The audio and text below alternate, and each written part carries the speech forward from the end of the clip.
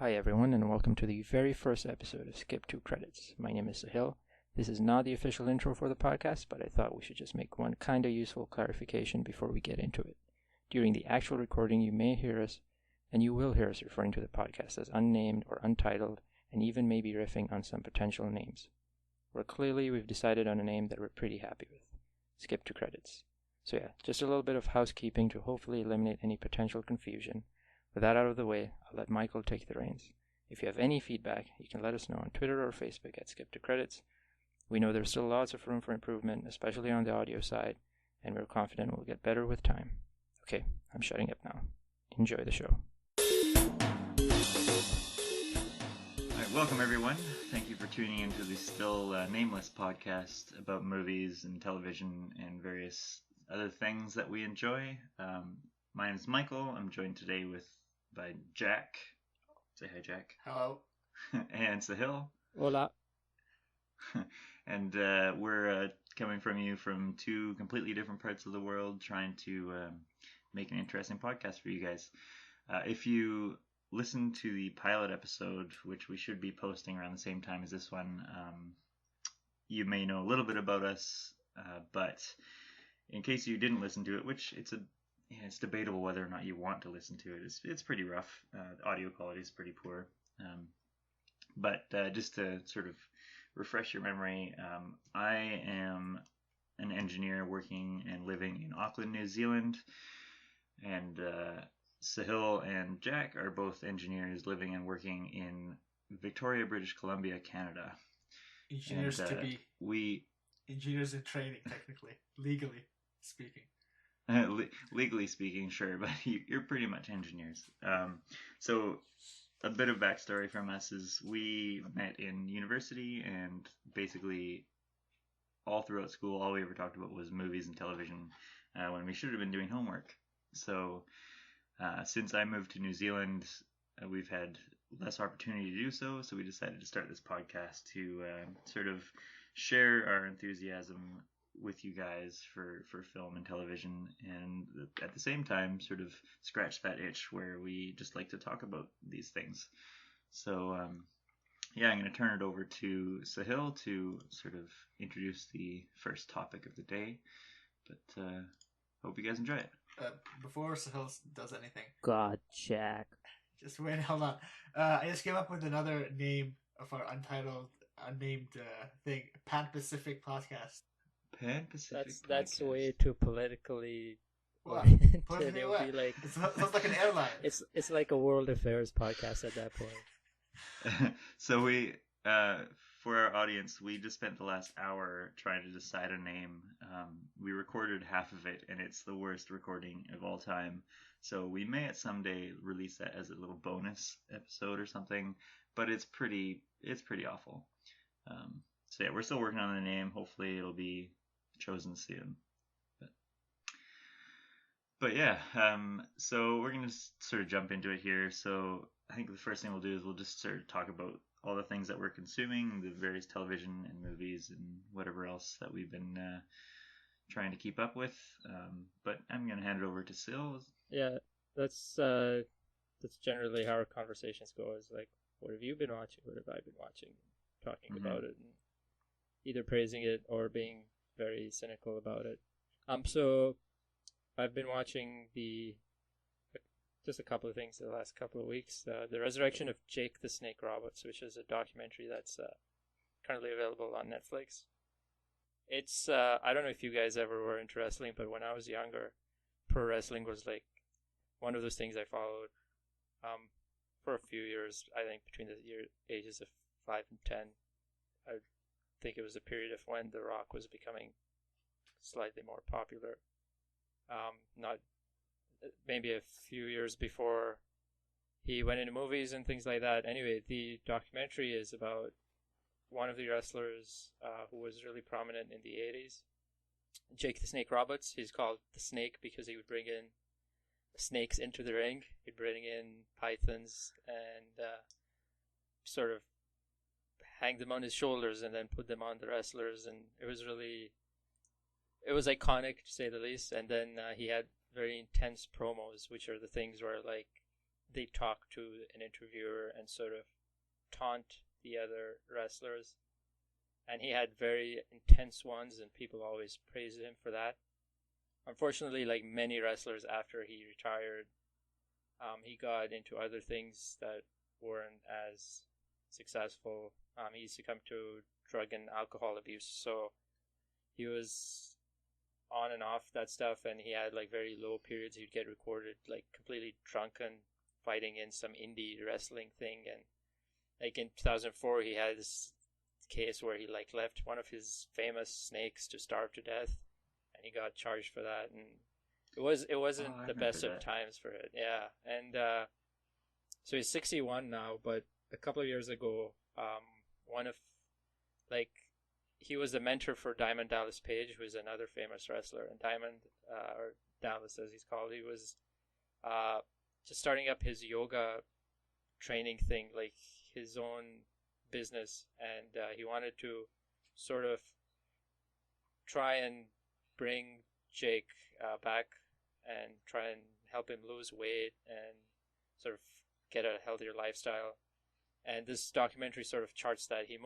Jake moves in with Dallas, and he slowly starts to recover. There's still setbacks. I don't want to spoil everything, obviously, but it's a cool documentary because it shows you the personal side of these once very famous wrestlers, right? And if you're at all into pro wrestling history, then I think it's a must watch. There's a few more cameos from people who are famous, like Razor Ramon and or Scott Hall, as his real name is. And even if you're not into pro wrestling, I think it's still a nice documentary to watch if you have the time. So yeah, I definitely recommend that. Were you guys ever into pro wrestling at all? For a little while. No, it was never really my thing, to be honest. Do you want to repeat the name of the documentary for the audience? The Resurrection of Jake the Snake Roberts. No, there's no Roberts in the title. Resurrection of Jake the Snake. Yeah.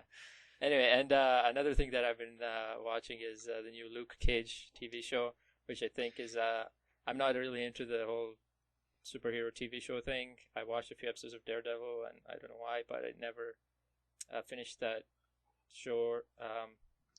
But this is actually something I've been watching, and it's really good. I think there's some parts of it that are not. There's got some weak plot points and some really ridiculous things. If you watch, if anything, you should watch until the end of the third episode because it's the most ridiculous final scene I've seen in anything in a long time. It's just out of nowhere, just nonsense.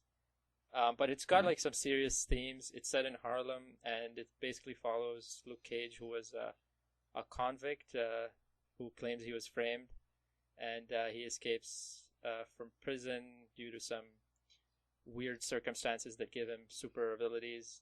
And so he goes back to Harlem, and there's some shady stuff happening, and you know the usual hero stuff. He has to like seek revenge, and there's a bad guy, and the bad guy's in with the politicians or whatever. There's actually some cool cameos from people off the wire, like Michael Kostroff and a few others, which was really nice to see as a Wire fan. You are obsessed with the overall, Wire. I think it's ridiculous. Overall, I think it's pretty good, and I haven't finished the whole season, so I don't know if you'll keep that up, but it's very fast paced, and there's like moments where they just stop everything and they sort of do flashbacks, and there's like a really nice episode that goes over the history of the villain, and I thought that was really well done. So definitely something I would recommend, especially if you're into Marvel properties. They're actually doing some stuff there where they're trying to, just like in their cinematic universe, they're trying to tie in their TV stuff. So they're probably going to have some show pretty soon. I think they've already announced it, maybe, with all the Marvel heroes on TV. I was going to say, it sounds pretty good. I've been meaning to watch that show. I'm kind of hesitant to jump into another TV show soon because typically I really like binge watching things, but I always feel bad when I do. Yeah. So like I have very little free time as it is, so and the weather's starting to get nicer here because it's coming into summer and stuff. But I'm sure I'll watch it before long. Yeah, I haven't actually been binge watching. It's like I haven't even finished 7 episodes yet, so it's not one of those shows that you feel like. I think the episodes are very nicely packed, so you're not left on too many cliffhangers and things like that. I've also last thing I wanted to talk about this week was that new Hitman episode. If nobody knows, I'm pretty big into the video games, and the new Hitman series that came out this year has actually been fantastic. They're releasing 6 episodes overall in the first season, and the 5th episode just hit at the end of September, I think, or a few weeks ago. It's set in Colorado. It's in a militia camp, and so basically the Hitman games are, they're about finding inventive ways to, kill people, and they give you like assassination targets, and it doesn't take itself that seriously, which I like. It's got crazy set pieces that you just make on your own. You're sort of creating the fun for yourself. The story really doesn't matter at all, and so the new one's probably the toughest one. You've got to go kill 4 different targets, and it's set in a militia camp, so it's all hostile from the beginning. You have to find disguise. So in Hitman, when you kill someone, you can take their clothes and pretend you're them, and there'll be some people who are suspicious of you, and that's sort of indicated.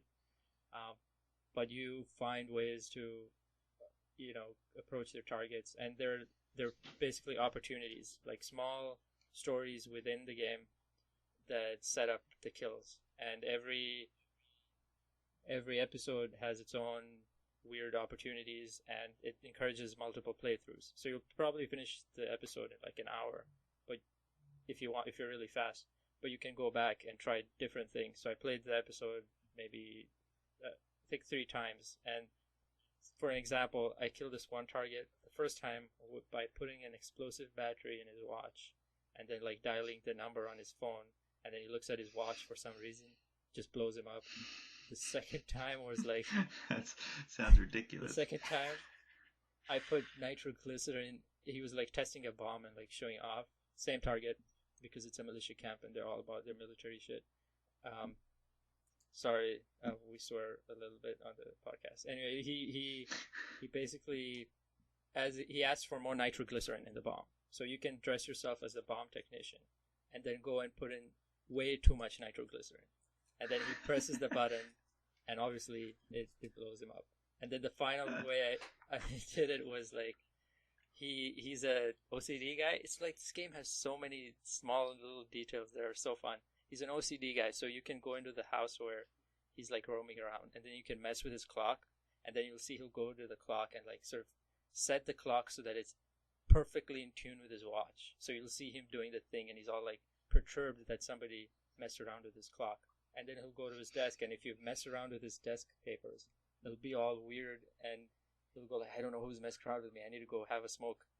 And if you've planned ahead, you can lace his cigarettes. It's so detailed. You could lace his cigarettes with hallucinogens that you find in a garage, and he goes crazy. He basically says, oh, I've got bugs on me. And then he goes inside a shed where there's this big water bath, and he's like trying to clean the imaginary bugs, and you can go there and drown him. And it's just, it sounds obviously super violent and not for kids, which it's not, but it's a video game, and it gives you so many options to do these things. I think it's definitely one of the best games this year for sure.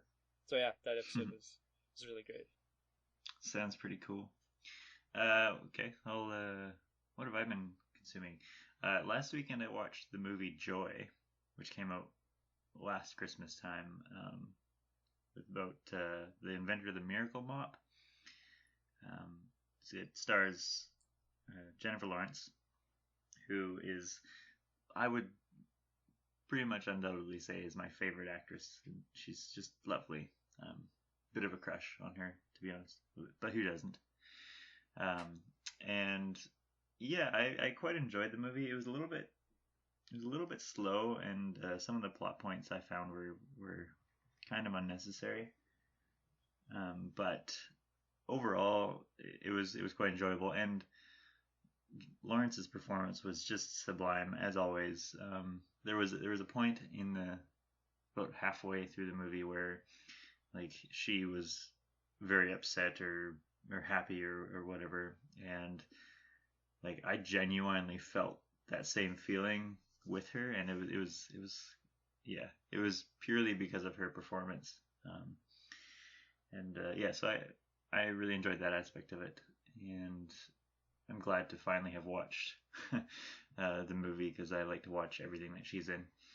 And then I watched, I think the weekend before that, I watched the movie Lost in Translation, finally, which has been on my list of movies to watch forever, and I loved it. It's totally a movie about really nothing. There's really nothing happens in it, but at the end of it, I was just like incredibly satisfied and incredibly pleased with what I had just watched. And Bill Murray is just ridiculous and hilarious and just awesome in every way. Yeah, you're right about that. It's definitely a show. It's definitely a movie that's pretty much about. I cannot remember what the plot is at all. All I remember is like amazing Japanese style sets, and it's set in Japan, but it's got a very nice vibe about it. Yeah, and it was a beautiful movie. I think it came out in 2002 or 2003 or something, and Japan even then was just this land of lights. Everything is bright fluorescent lights, and it's just stunning to watch. And then sort of the like Scarlett Johansson and Bill Murray's characters, they're both sort of like at totally different points in their life, but they share like the common fact that they feel alone, and they just sort of find comfort in friendship of one another. And it's not really a sexual movie in any way. Maybe there's some undertones there, but really it's all about like sort of companionship, and it was really lovely. And yeah, I watched it and had to sort of like sit and think about it for a little while, and it's just incredibly pleasing. Probably one of my favorite movies I've watched in a while. It's a wonder why it took me so long to watch it in the first place, but yeah, no, I really enjoyed that. And then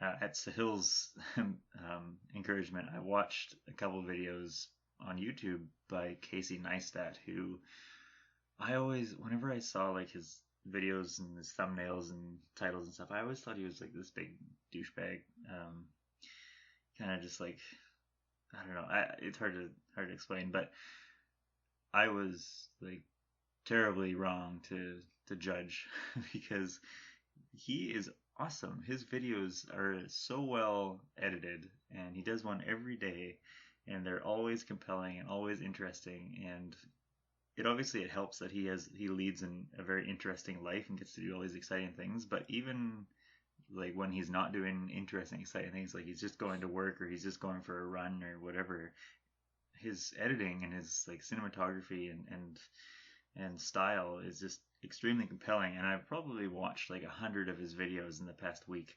It's a little ridiculous, but I thought you said you only watched a couple.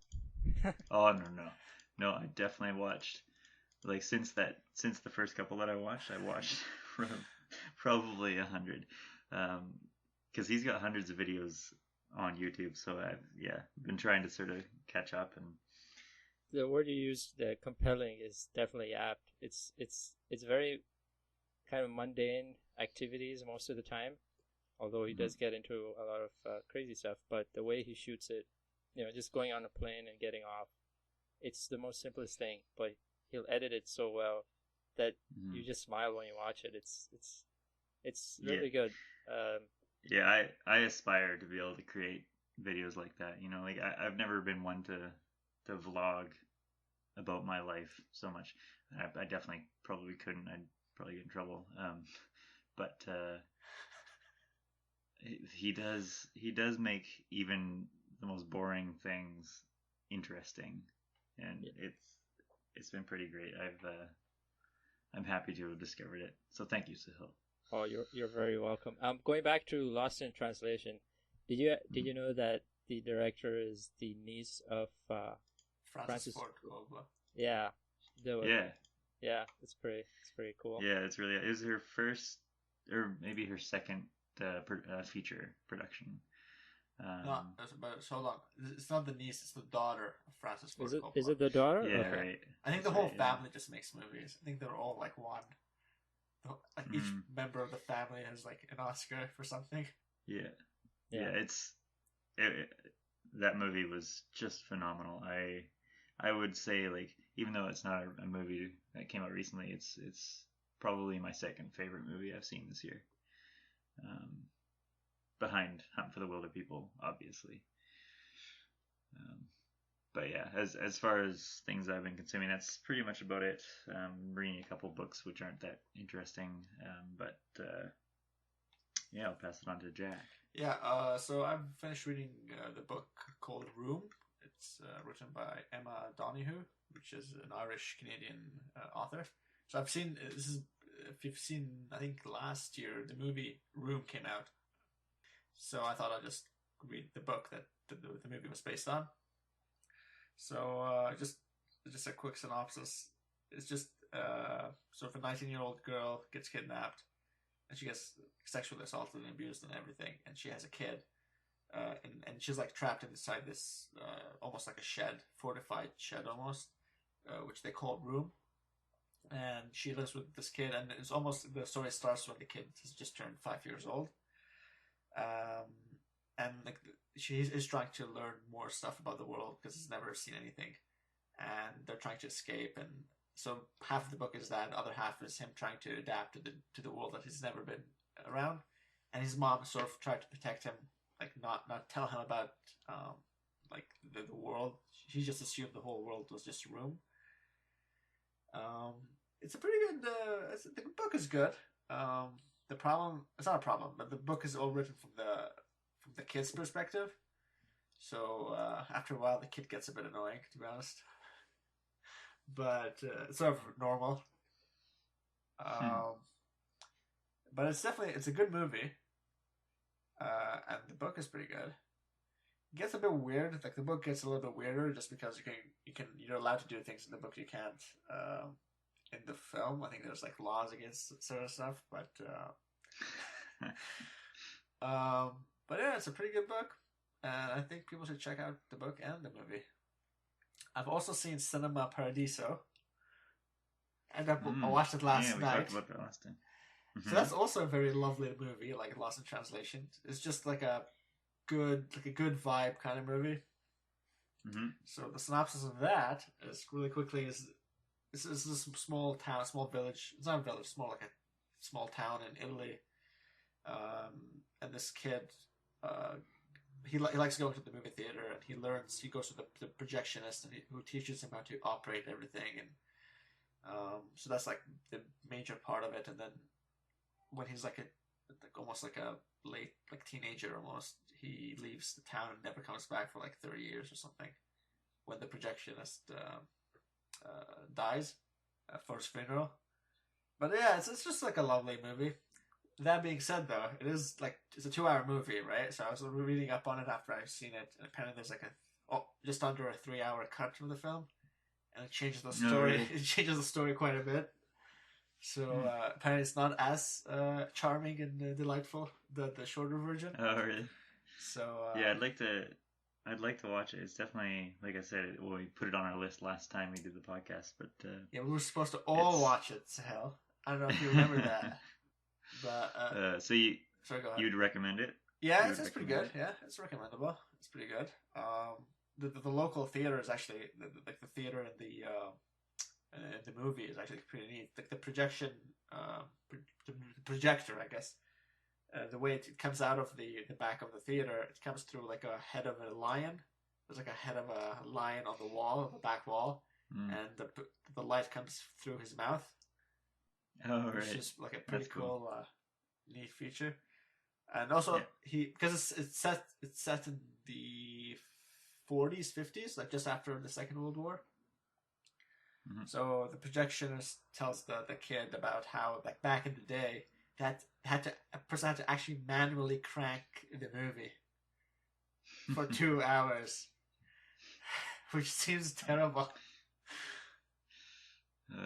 Sounds awesome. It sounds like my kind of movie. I'll definitely watch it. Yeah, it's definitely something fun. And I've had like a lot of free time, and for whatever reason, I started watching a lot of like YouTube clips for Game of Thrones. I'm really, really interested. I'm like I'm into this world. I haven't even seen a single episode yet. Yeah, you should probably watch it. It's good. Yeah, I think so. I have it on hold at the library, but it's gonna take a while. Yeah, fair enough.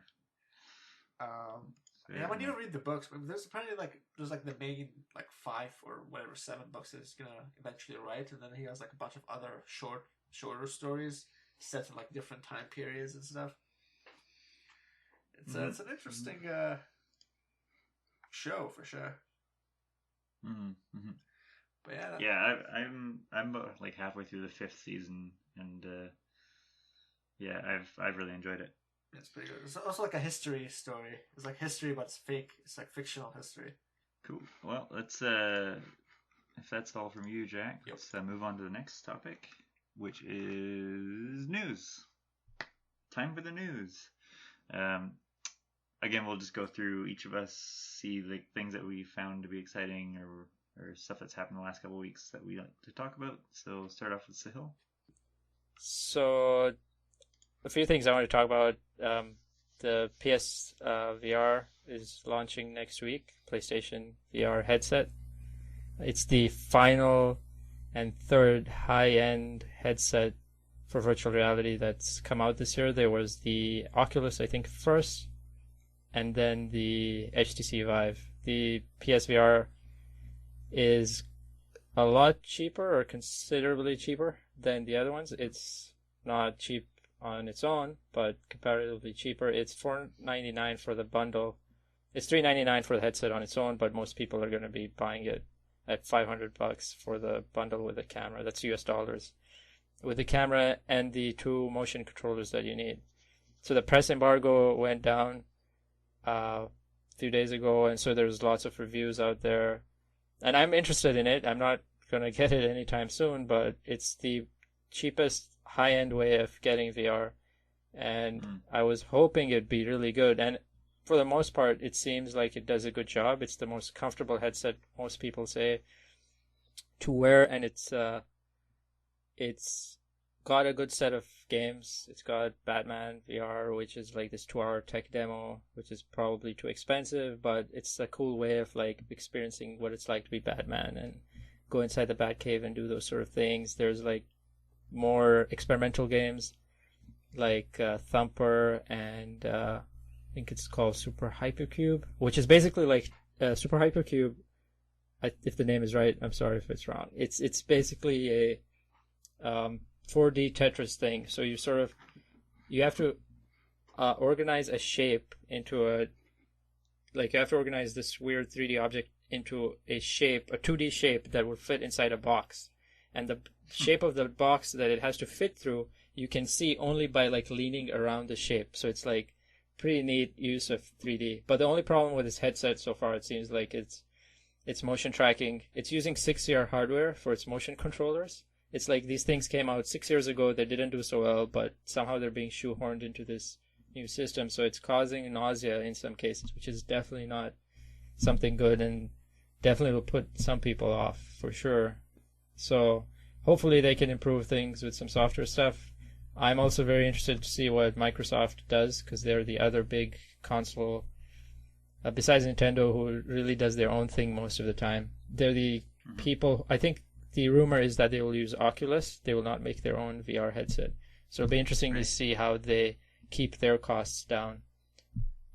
So I know you guys are not always into that kind of stuff, especially Jack, but it's definitely the cheapest way to get into that stuff. And there's a new Google headset. I don't know if you guys saw that, but there's a $79 basically high-end for mobile phones headset. So it's coated in fabric and it looks neat and definitely more robust than the Google Cardbox thing that they launched before. Yeah, right. So it's something that you plug your phone into and you can do VR on a portable machine. And that is definitely probably the cheapest good quality one, and it's coming out in November. So it'll be interesting to see that as well. Again, this is all early stuff, and I really hope it takes off, because at the moment, the number I heard is only 500,000 units of the HTC Vive and Oculus have been sold together this whole year, which is, if you're making a big game, that kind of install base is really small. So you're not going to make a good adventure game or something substantial. So hopefully it gets better. So besides that, I've been watching some movie trailers that have excited me. I thought I talked to you guys about this before, but that Fences trailer, it looks really good. It's a movie. It's coming out this year. It's directed and stars Denzel Washington, and it also has Viola Davis. And it was an adaptation of a play by the same writer who wrote the play. And I think the play debuted in 1987. And basically the trailer is what I'm excited about, because it has this nice monologue of Denzel Washington telling his son this whole thing about, like, his son asked him, "Do you like me?" And he's like, it's this nice monologue that's in the play, and they show snippets of the whole movie while he's going through this monologue, which is, I think it makes for a good trailer, and I'm really excited to see the movie. And I was looking it up on YouTube, and James Earl Jones, the famous James Earl Jones, does the same speech, and you can find it on YouTube, like in a 1987 taping. And it's a nice, it's good writing, so I'm excited for that, for sure. Another trailer that does something, something interesting as well is the Jackie trailer. Do you guys see that? Yep, I did. Yeah. Oh, it's so good. It's like this nice monologue, not a monologue, but it's like words or lines from the movie going through parts that span the movie. You already know what's going to happen. It's about Jacqueline Kennedy. Natalie Portman plays her, and it's about the events around the assassination of JFK and when he became president. And it shows everything that you expect from that story, obviously, and it doesn't, you don't think, it's not like you've seen the whole movie, but it's very well done, I think, the trailer. I know it's weird to be recommending watching trailers, but this one's definitely one of the good ones for sure. It's and another one I watched is the Black Mirror trailer, which has me very, very excited. I watched a few seconds of it technically and then stopped because it's releasing in a couple of weeks on Netflix. They bought the rights and they're making 2 more seasons of it. It was originally made in the UK. It was created by Charlie Brooker, who is actually one of my favorite. He's not a comic really, but he's this personality in UK, and he does the yearly Satirist. screen wipes. Yeah, he's a satirist, exactly, and he's good at it. But amazingly, he writes all this good hard sci-fi stuff. I really recommend watching the first 2 seasons of Black Mirror. Each one has 3 episodes. They're about movie length long, an hour 30 minutes. Each one has a completely different story, but it's all basically about our addiction to technology and how that leads us down some very scary roads. And it's funny and it's scary, and the fact that every episode is completely different is really cool. Some people, have you guys seen The Twilight Zone? Yep, a little bit. Pieces, yeah. Yeah, so people compare this a lot to The Twilight Zone. I haven't seen it. So, yeah, definitely excited for that. And I have this last note here that I added last minute. I watched the Power Rangers trailer this morning. So I don't know if anyone is excited about that. I watched it too. I am not excited about it, but my friends did make the suits in that movie. Oh, that's cool. The friends down at Weta Workshop, so they told me a little bit about it, and the suits look pretty cool, I have to admit. But the movie itself looked like it was made for teenagers, which I think might be the wrong sort of strategy, because the people who were watching Power Rangers before would be like, mid-20s probably, and not teenagers. So I don't know how So it's going to work so out, you're but saying they should have targeted it towards people with nostalgia for the series. yeah, I think so. Yeah. But you know, Yeah, but besides that, I think you've been seeing some other more interesting trailers. nice segue. I'm trying. Um, yeah, we'll get better at the segues someday. Yeah, most of the stuff that I'm excited about has been announced at New York Comic Con. So New York Comic Con is currently going on this weekend, and it's I would say it's probably the second biggest sort of movie event for like this sort of movie where like sort of sci-fi or fantasy or sort of comic book movies. Second biggest behind Comic Con San Diego.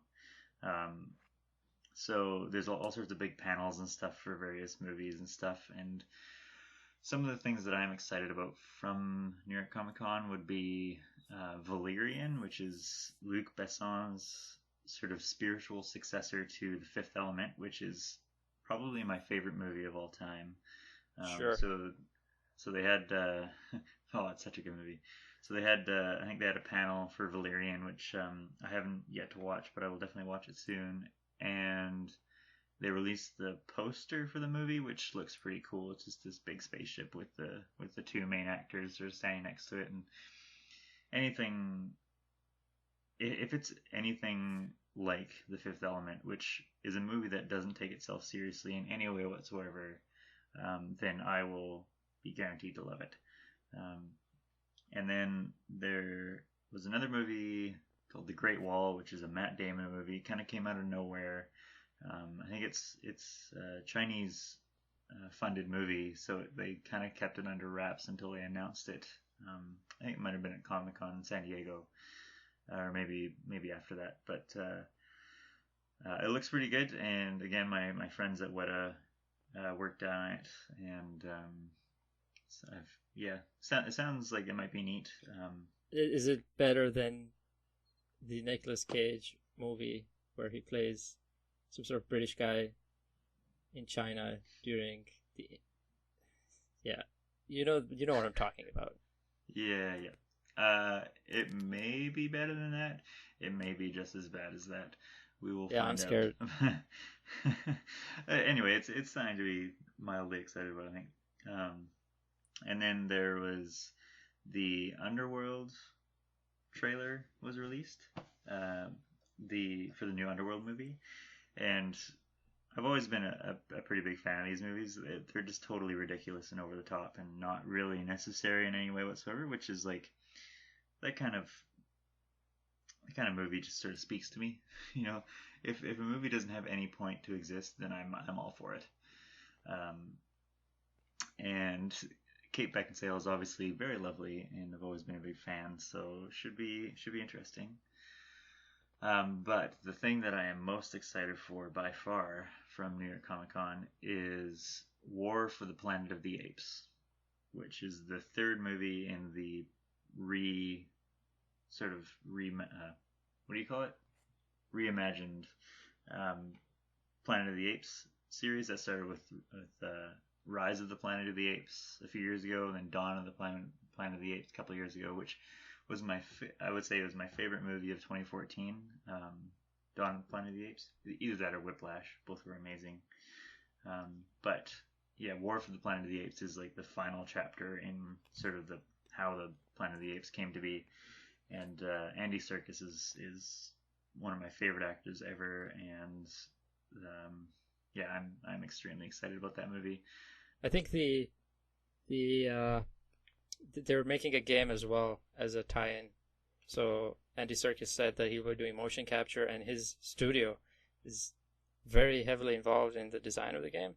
So I don't know if this is nice. Full-fledged. I'm pretty sure it's not one of those full-fledged big titles that they used to do for movies, but that's pretty interesting. It'll be cool to see what that's about. But yeah, the trailer has me excited for sure. Yeah, total teaser trailer. Doesn't really tell you anything or show you anything. Just basically Caesar's face.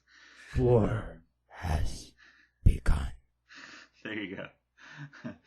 um, and yeah, actually, speaking of Andy Serkis's sort of studio, it's called the Imaginarium. It's located outside of London, near Pinewood Studios, I think. But it's really a neat place. There's a couple YouTube videos on it, sort of behind the scenes stuff there, and it looks really fascinating. I'd love to go visit it someday. Yeah, they did the video for Coldplay's Adventure of a Lifetime song as well. There's some cool behind the scenes of that. Yeah, that's right. There's actually one of the best behind the scenes ones is sort of like you know how they do those sort of things for kids with terminal illnesses, and they like Make-A-Wish Foundation things. Yeah. They did one of those where the kid got to go to the studio and pretend to be a dinosaur or whatever, and it was really, really neat and really enlightening, and it just really shows you sort of one of the main reasons why I like Andy Serkis is because he's such a genuinely amazing, nice guy. And he full well deserves an Oscar, but we won't get into that because it's unrelated. They copped out and they gave him one of those like nice presenter intros last year, and that's I think the most that they're gonna do until they do the apologetic Lifetime Achievement Award, because they didn't give you a real one. Right. So War of the Planet of the Apes comes out next year. I am stupendously excited. A lot of it was actually filmed in and around Victoria as well. Oh, really? That's cool. So, yeah. Which, when it was being filmed there, I wanted to find Andy Serkis so badly, but I never did. And then the last one, this doesn't have anything to do with New York Comic Con, but there's what's it called? It's a documentary called Before the Flood. It's an environmental documentary by Leonardo DiCaprio, and not to get political or whatever, I think it's pretty important topic, and if anyone can sort of get that message across to a lot of people, then hopefully he can. So I'm optimistic about that. I think it comes out in November. Yeah, that the trailer looked really really good. Yeah, definitely excited for that. And the thing is, with this topic, there's some people you're just not gonna convince. I don't know why, but hopefully, yeah, it'll be an interesting one to watch for sure. Yeah, definitely. But yeah, I think that's pretty much all all the news I've seen last couple weeks. What about you, Jack? I saw the trailer for the Grand Tour, like a second trailer. This is the show for the three guys who were hosting Top Gear, the reincarnation of Top Gear that came out in 2002. So one of them got fired. The other two just decided to leave, and they joined hands, I guess. They went to Amazon. Amazon paid them tons of money, and now they have a new show called The Grand Tour. It's coming out in November 18th. The trailer looks pretty amazing. So if you have, I thought it was pretty awesome. It's pretty awesome, right? So if you've never seen any episode of Top Gear, they just go to these exotic locations and stuff. So and in the trailer, this is one location that I thought was pretty neat was like a shot of the middle of the desert and this massive ship in the middle of the desert, which I thought was the coolest. I don't even know where. I think they shot that in Namibia apparently, but that looks pretty intense. Yeah, I'm really excited for that show. I like how you said the Grand Tour, not the Grand Tour. Yeah, I think it's supposed to be called the Grand. Oh, what do you want? Whatever you want to call it. You want to Americanize it? Lagrange Tour. That's a different word. Yeah, that's a different word. It's a Lagrangian show. Yeah, no one's gonna get that reference if they haven't taken like weird math. But yeah, it's pretty cool. They shot it apparently over 4 continents. They definitely shot it in Europe and Africa, and then in North America. So I know that they've done some stuff in California and stuff. What's the 4th continent? I think Asia. I think part of it is actually shot in Morocco. I think Morocco which is in Africa, by the way. Just I don't know, and people. I was gonna call you out right now and go like, what? Yeah, I know. People just like to complain a lot. I know Morocco's in Africa, but in Morocco there's this massive set. They have like a huge studio in Morocco. I think it's the largest open set they shot like parts of Game of Thrones in there. So there's like a set from Game of Thrones they're gonna go by while they're in Morocco, which is pretty cool. But yeah, that's something I'm really looking forward to. It's gonna be, I think, shown like once a week over, I don't know how many episodes they have, but yeah, that looks pretty good. Yeah, so before we head off to our final topic, just a quick little news blurb about last time we talked about the GoPro drone, which is coming out in the pilot episode.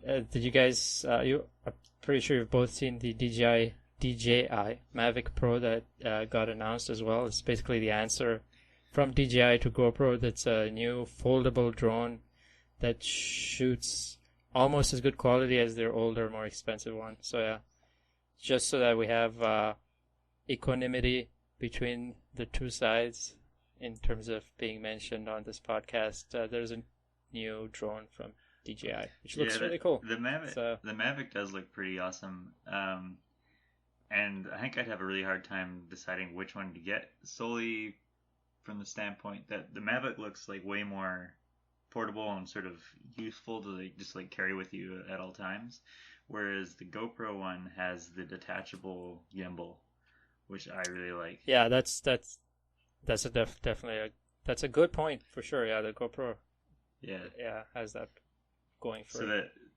it would just stop you having to carry on two different pieces of equipment, whether or not that's such a big deal, because those gimbals are pretty small anyway. But yeah, I have to say the actual ad that somehow popped up on YouTube for me for the DJI Mavic Pro is so corny. It's so corny. I can't explain how corny it is. It's like this lady gets out of her office and goes traveling, and she has a drone in her pocket. No, in her bag, and she like videos herself on the music, and like she's texting her messages back, and for some reason someone's like showing this on a screen to school children, and it's going like, hey, look, people are having fun. I have no idea what's going on. It's they just need to give it to people like Casey Neistat, and they will do the more marketing for free basically than anybody else. Yeah, so bad ad.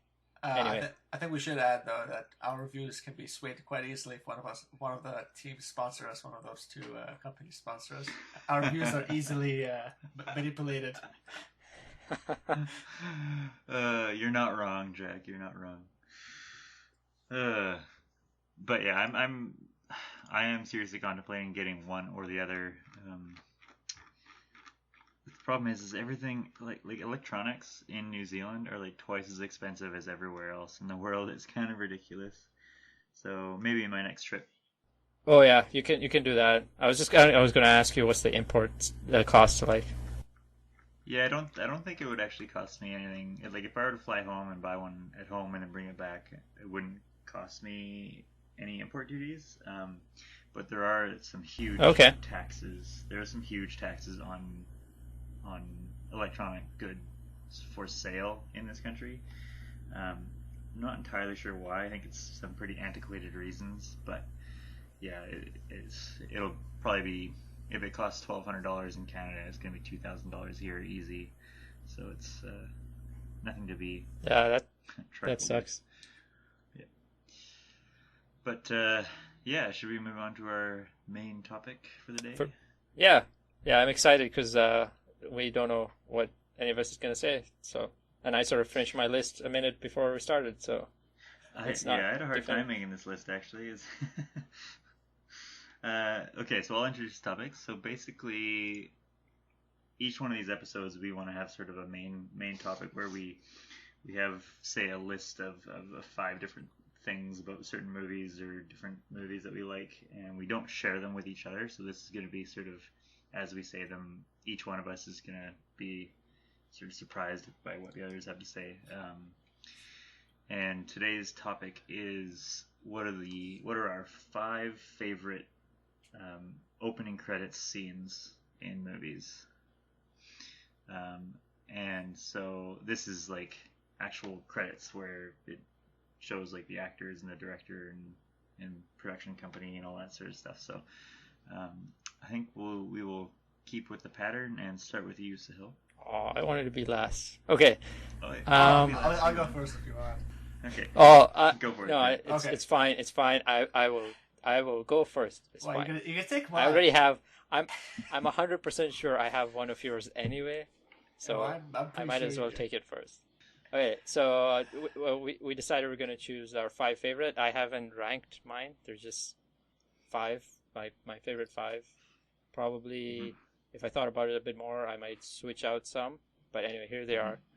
So number 1, again not ranked, is Drive, the movie with Ryan Gosling in it, about the unnamed, I think, driver who takes people around and tries to help them with getaways and stuff like that. I love the opening of Drive. I think all of us do. Has those nice stylized credits, and I can't remember the song's name, but it's got a great song in the beginning, and it's like switching between. It's showing. It's not graphics. It's not just text. It's showing stuff happening in the story, and it's so well done. It's great. Number 2 is Fargo, and I had to look this up. It does have credits because I thought it was just like the car driving in the snow and that was it. But it definitely has all the credits there. It has Carter Burwell, I think that's how to pronounce his last name. It has his theme of the movie, which I just love that theme. I'm not going to even try to replicate it with my mouth, but it's so iconic, at least for me. It's just a car driving through the snow.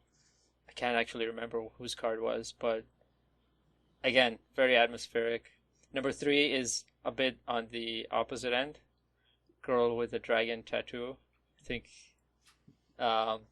maybe this might overlap because it's so good. Again, nice song, and it's definitely. I think it has nothing to do with the movie, as far as I know. It's just this weird. Yeah, I think if you look up best opening sequences on the internet, you will find many of David Fincher's movies quoted there, and this is my favorite one. It's I can't explain what happens. It's like this rock song going on with 2 people who are gray or like coated in silver liquid are hugging each other or doing more nefarious things. I don't know what's happening. I just like it. And then Lord of War. Have you guys seen Lord of War's opening sequence? Yeah, it's pretty good. Yeah. That's actually on my It's list. awesome. I never watched the movie, but I watched the opening credits, and it's like this. Lord of War is about illegal arms trade, maybe. I don't know. Like I said, I never watched it, but the opening. It's one of Nicolas Cage's better movies. Is it? Okay. Yeah, it has you should Ian watch Holm in It's it. pretty good. Okay. Is that the one where it like follows the bullet Yeah. the whole way? Like, yeah, right. Okay. Yeah. It has a nice sequence. Again, it's better to watch it for yourself, but it has a nice sequence involving the whole process of where the bullet came from and where it ended up. It's a really well done opening. And then finally, the one I know, I really couldn't remember anything else to put here. So I have this as sort of an honorable mention, but also my 5th spot, Casino Royale opening credits. Damn it. Sorry, mine. Jack. You took it from me. No, you told me about. We were talking about this before, but I had already. So the reason why we had this idea is because one of the YouTubers we I think all follow is Nerdwriter, and he had a nice video essay about opening sequences, and he mentioned Casino Royale, so I remembered it anyway. And it's got Chris Cornell's theme song, which I think is my favorite from the most recent movies. But my favorite, I didn't watch that many, so it's probably my favorite ever, a Bond theme. But it's awesome opening scenes. So yeah, those are my 5. Unless you have any comments, I think Michael, you're next. Yeah, so I purposely did not pick Casino Royale because I knew the 2 of you would. What? The 2 of us? Just Good me? choice. Well, definitely Jack. Definitely you, Jack. Damn it, Sahel. Sahil, like, and it is a really good opening sequence, but it'll be on my honorable mentions and not part of my 5. Now, again, mine are in no particular order, but Yeah, Drive. I agree with you there, Sahil. Drive is one of my favorite opening sequences. It's just so subtle, but at the same time, the soundtrack is so awesome, and the cinematography of that whole sequence is just sublime. The whole movie actually is pretty sublime, but yeah, it's definitely up there. Just move away from movies a little bit. The Stranger Things opening sequence, the Netflix show Stranger Things. What? I thought we were doing movies only. Oh, Oh, is it only movies? Well, tough. Whatever. It's pretty much a movie. It's only 8 episodes. Um, it's only like 4 movies worth. Anyway, it's just really neat, and it just gives me a lot of nostalgia for those old sort of 80s, sort of like Encounters of the Third Kind movies. Yeah, I really like it. And then opening this one's a bit of a gray area. It does have the credits in it, but the opening scene to Gravity, which is an 18-minute long scene, which is kind of, like I said, it's a gray area if we want to actually include it as the opening credits, but the credits are rolled during that segment or section of 18 minutes. So that the opening to that, it's pretty spectacular for me. Like, I really like space stuff, and so it starts off, it's all like, oh, they're in space, everything's really cool and amazing, and look at the Earth, it's so beautiful down below, and then all of a sudden it starts to get more and more tense and more tense, and the soundtrack, it's just really like, it just really builds tension, and then everything just goes crazy, and then the movie is fully underway by the end of it, and it's really quite a neat thing. Yeah, I think that one's definitely one of those opening scenes, one which we could do in a different episode. Yeah, for sure, it was one of the most tense openings. Did it have? I don't know if I might have not heard you, but it doesn't have actual credits in there, right? I think, yeah. So I watched it again. The credits are in it. Oh, really? Oh, cool. Yeah. So that's the only reason I included it. And then the next one would be October Sky, which is a movie based on a book called Rocket Boys, and interestingly enough, October Sky is an anagram of Rocket Boys. Nice. And it's all about these kids, or these teenagers, living in this mining town in the 50s, or in 1957, I guess, who are inspired by the launch of Sputnik, the Russian satellite, October of 1959, or 57, sorry. And so the opening sequence is just, basically, it's just showing life in a mining town, which is it looks pretty awful. I'm sure glad I didn't live in a mining town as a miner. But it's sort of the juxtaposition of the crappy life underground mining coal with the sort of, there's a news announcer sort of talking over everything, talking about the Russians sending the satellite into space, and it's just, the juxtaposition is really interesting to me, and yeah, I've always really liked that opening sequence. And then my fifth one, again, these are in no particular order, but the Catch Me If You Can intro, which is just so, it's really good at foreshadowing what happens in the movie, but in a subtle way that it's not going to like ruin anything. It's this animated thing, sort of a blue screen with the two characters, sort of, what's his name?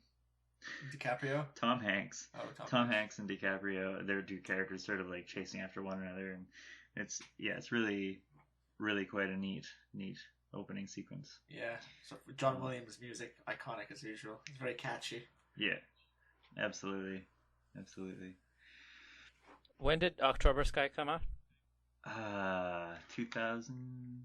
So let me check. Let me look it up. 1957. It's one of my. What? 1957. 1999.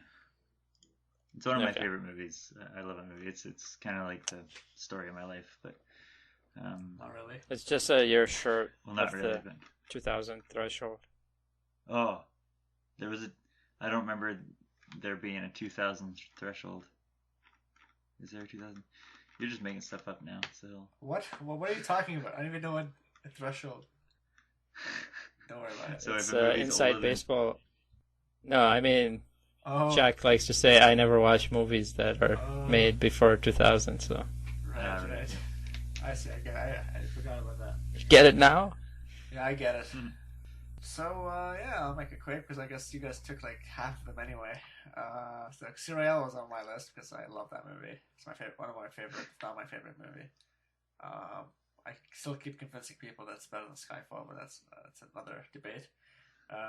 There's also, you can also argue Dr. No, the original Bond, that had a really cool, a very like over the top. Maybe if you guys have a time, have a chance to see that, it's pretty cool. Catch Me If You Can, obviously, because that's also really cool. Like the weird, the way it's done, it's like those silhouettes. And, it's pretty neat music. Lord of War. Movie I saw a couple of weeks ago again was the original Thomas Crown Affair. The Steve McQueen and Faye Dunaway, and it's sort of a stylized way of doing the movie. Of doing the opening credits. It shows like pictures of the actors and the name of the actor and whatever. But all the pictures aren't just like, so the screen's almost split up into like a bunch of squares. So a bunch of squares take the picture of the person, a bunch of squares with the title, and there's like different colors. It's pretty cool. I rewatched the Dollars trilogy, Fistful of Dollars, all those like weird, not weird, those Sergio Leone movies from the 60s. They all have like opening credits, which are really, really cool. I have no idea how they made them back in like the 60s. I guess they drew them, I guess, but those were really cool. If you watch any of like some of the Tarantino movies, you get some of that vibe sometimes. And a movie that I saw was that this year? Deadpool came out this year, yeah. So Deadpool has a really good open. I don't know. Have either of you seen it? No, but I heard it's I have pretty not. good. Yeah. So Deadpool is it's a fun movie.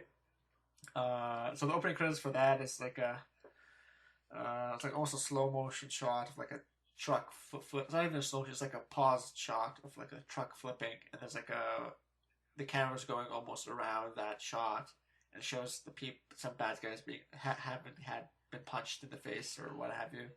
And then the credits are actually very clever. So, for example, like instead of saying the director's name, it would say like an overpaid tool or something. Directed by an overpaid That's tool. awesome. Written by the real heroes of the story, and stuff like that. And it's a very unconventional way of doing it. I thought it was pretty good. But that's definitely one of the more memorable recent ones. Because it's not very common anymore to do opening credits like they did back in the day. It's pretty rare, apart from Bond, which just does it every movie. That's probably one of the more modern ones. Yeah. Have you guys seen Vertigo? I've seen it being listed as the best in many places. I have seen it, but I haven't seen it for a long time, so I couldn't be too sure if it had an opening credits or not. Yeah, I have watched the opening credits, which they are pretty amazing, but again, I didn't want to be too predictable. So fair enough. I guess Casino Royale was the most predictable. I think if we were to choose, let's say you had to choose one, for me, I would still go with Drive. I don't know why. It's not the best for sure, but there's just something about it. What about you guys? I don't know. Catch Me If You Can was pretty good. I like Catch Me If You Can a lot. Yeah, yeah, Drive is just such a great movie. Right? That opening sequence is just so like it's the driver is just so cool. Yeah. Exactly. It's just so cool. Yeah. Coolest opening sequence. I don't know. Bond has some pretty cool opening sequences.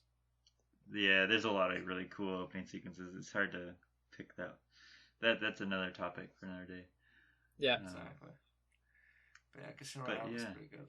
Oh, I just thought of a great Bond-related topic that would make Jack just go crazy, because I would say one thing and Jack would just say one thing. It would be awesome. Well, it's gonna be a waste of time. You only see like two of them. whatever, man. It's about it's the future movies. It's never about the past. Sure. What's the topic? Who should play the next James Bond? Oh my god. You and Idris Elba. He just said no. Just get over it. I think I should. You know. Yeah, but with that beard, Yeah. you should, yeah. And with that bombshell. No, we can't. I'm pretty sure that's copyrighted. Trademarked or whatever. Yeah, whatever it's called. We'll come up with our own outro. There you go. There's our outro. Yep. Is that it? Are we finished recording? No, I don't think. We should say goodbye. Thank you everyone for listening again. If you've made it this far, then congratulations. You're probably doing better than me. I haven't even listened to the entirety of our first podcast. Yeah, I was going to skip through some of it. Yeah. The audio's not that great either. And anyway, we talked through it, so it doesn't make sense to listen to all of it. Except for the guy who has to edit it for like hours to make sure everything sounds okay. It's so laborious and I wish there was like a button that just made it awesome. Someday we'll do a podcast where the three of us are in the same room. And it'll be great. Oh, that would be amazing. Yeah. All right. Well, nice talking to you guys again. And hope you guys enjoyed our show. And we'll be back in a couple weeks with another.